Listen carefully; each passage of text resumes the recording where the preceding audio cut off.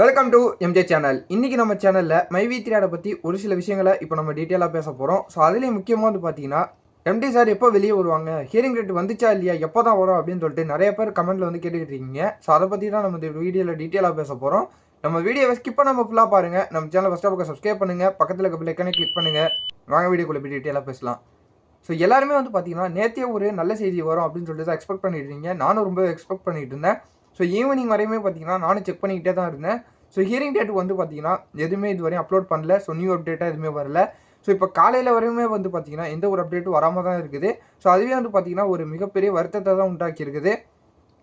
ஏன்னு பார்த்தீங்கன்னா நேற்றும் இன்றைக்கி குள்ளே பார்த்தீங்கன்னா ஒரு நல்ல தகவல் பார்த்தீங்கன்னா தெரிய வரும். ஸோ கோர்ட்டில் பார்த்தீங்கன்னா ஜட்ஜி முடிவு பண்ணிடுவாங்க. ஸோ ஹியரிங் பார்த்தீங்கன்னா இன்றைக்கி தள்ளி வைங்க, இன்றைக்கி விசாரிக்கலாம் அப்படின்னு சொல்லிட்டு சொல்லுவாங்க அப்படின்னு சொல்லிட்டு தான் நான் எதிர்பார்த்துக்கிட்டு இருந்தேன். ஸோ அது பார்த்தீங்கன்னா டிலே பண்ணிட்டு தான் போயிட்டு இருக்காங்க. இப்போ ஹியரிங் டேட் வரது பார்த்தீங்கன்னா ஜட்ஜி கையில் தான் இருக்குது. ஸோ அவங்க தான் பார்த்தீங்கன்னா இந்த டேட்டில் ஒரு ஹியரிங் வைங்க, இல்லை அடுத்த வாரம் வைங்க அப்படின்னு சொல்லிட்டு அவங்க தான் சொல்லணும்.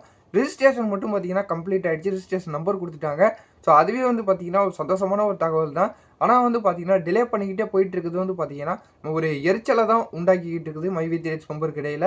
ஸோ அது மட்டும் இல்லாமல் நம்ம கமெண்ட்லேயே பார்த்தீங்கன்னா நிறைய பேர் பார்த்தீங்கன்னா ஒரு ஒரு வருத்தமான சூழ்நிலையில் நிறைய பேர் கமெண்ட் போட்டுக்கிட்டு தான் இருக்கீங்க. எப்போ தான்டா ஹியரிங் டேட் வரும், 19 சொல்கிறேன், 20ன்னு சொல்கிறேன், அடுத்த வாரம் சொல்கிறேன், எப்போ தான் வர கன்ஃபார்மாக சொல்லு அப்படின்னு சொல்லிட்டு சொல்லிக்கிட்டு இருக்கீங்க. ஸோ நம்ம சொல்கிறது கிடையாது.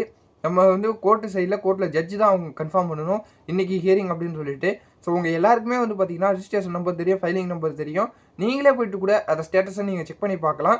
ஸோ அதுதான் இப்போதைக்கு இருக்கிற நிலைமைக்கு பார்த்தீங்கன்னா எதுவுமே இதுவரை கன்ஃபார்மாக சொல்ல முடியாது.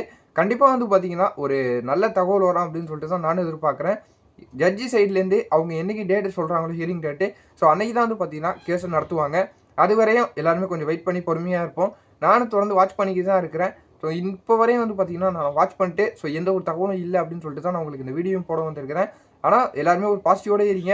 கூடிய சீக்கிரம் எல்லாமே ஒரு நல்லது நடக்கும் அப்படின்னு சொல்லிட்டு நம்புவோம்.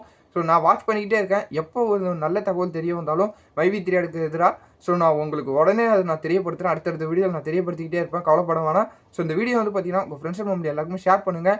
முக்கியமான எப்போதும் சொல்கிற மாதிரி இன்னும் கொஞ்சம் வெயிட் பண்ணலாம். ஸோ பொறுமையாக இருப்போம். அடுத்தடுத்த நாளில் ஹியரிங் டேட் வரதுக்கு நிறைய வாய்ப்பு இருக்குது. ஸோ எந்த அப்டேட்டாக இருந்தாலும் தெரியப்படுத்துகிறேன். இதே மாதிரி வேற நல்ல தகவலோடையும் ஒரு பாசிட்டிவான தகவலோடையும் நான் உங்களை மறுபடியும் சந்திக்கிறேன்.